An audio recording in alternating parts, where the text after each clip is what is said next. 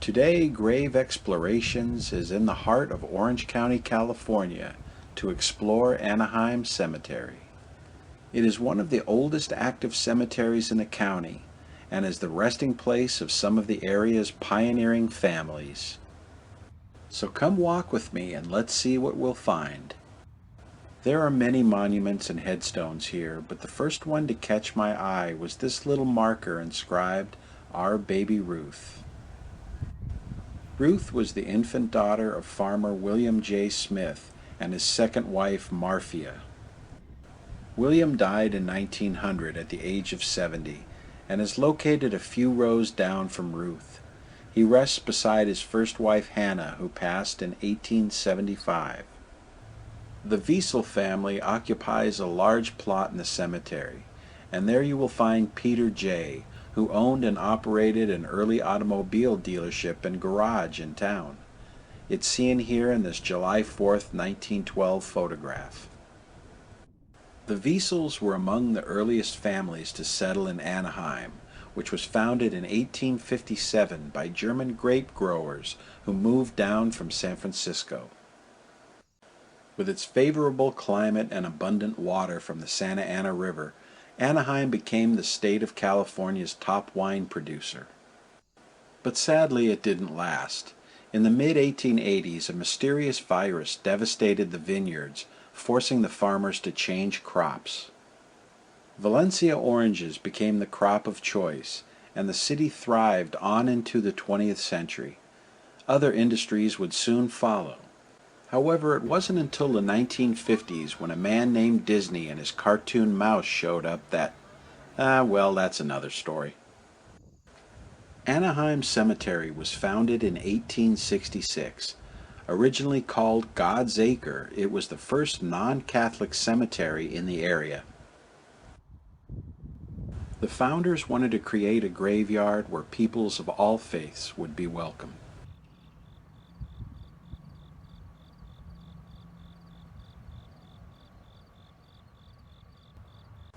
One of the very first burials can be found in front of this large mausoleum belonging to the Langenberger family. Petra Ontiveros was the first wife of Augustus Langenberger, one of the city's first wealthy merchants. She died in childbirth in September 1867 and was laid to rest here with her baby. After Petra's death, Augustus remarried and continued to prosper until his own death in 1895. He now rests inside this stately mausoleum. The earliest grave I found is not far from the Langenberger Mausoleum. It is located in the Bolt family plot, and the name is carved on the back of Henry and Ava's monument. Frederick Lorenz Rooch was buried here in the same year that the cemetery opened. Passing at the age of 10, he was Ava's son from her first marriage to J. Frederick Rooch. Throughout the cemetery you can find the names of German settlers who came here to till the soil and build a community where their descendants could thrive. And others of all stripes followed and built upon the foundation that those pioneers so thoughtfully laid down. They were farmers, homemakers, blacksmiths, and bankers. There are literally generations of them, and they all sleep together in the same ground.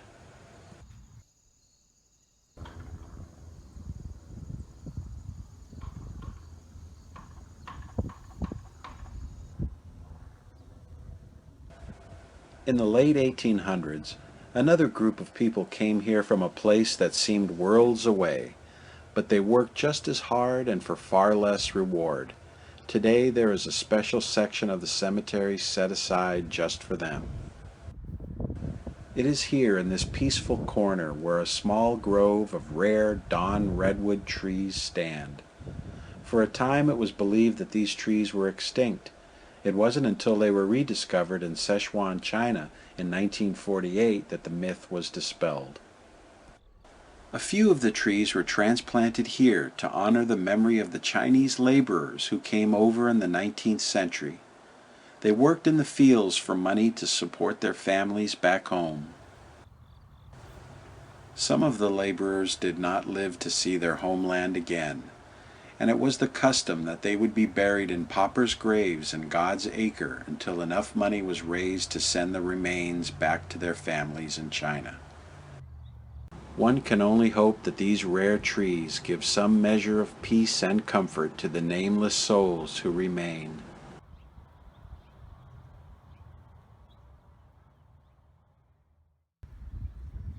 At the back of the cemetery is a three-arch gateway that was erected in 1917 as a remembrance to the pioneers who founded Anaheim. The side that is visible from the cemetery grounds is actually the back of the gateway. The front is blocked by a wall, but as you can see in this photo from the 1930s, it was the original entrance to the cemetery. The roadway beyond is now closed off and overgrown with weeds. At one time it extended through the gateway and into the cemetery. The road is gone now, but if you follow the line of the newer graves, you can clearly see where it once led to the second Pioneer Memorial.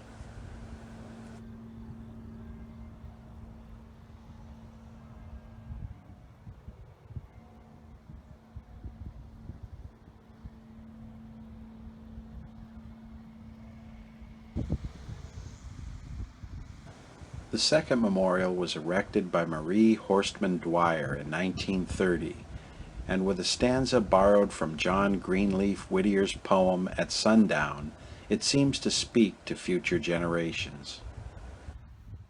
Mrs. Dwyer was a benefactor to the city and gave generously to its residents until a tragic auto accident claimed her life in 1933.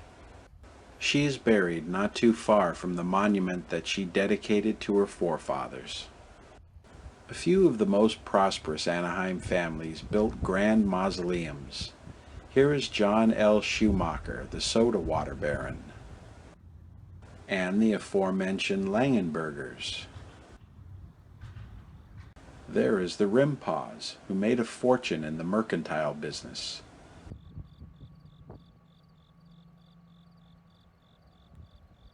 Then there's the elegant Greco-Roman crypt of the Hartmans. It boasts stained-glass windows and the finest marble embellished with gold leaf.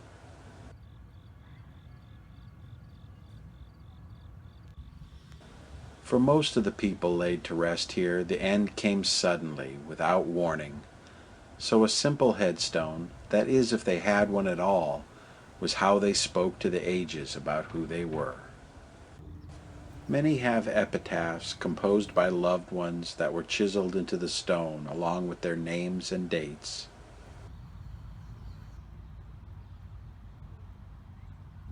Others used imagery to make their point. Some epitaphs, like Reverend Weber's, read like a resume. And 17-month-old Georgie speaks directly to the strangers who should happen by his grave. We, of course, are the strangers.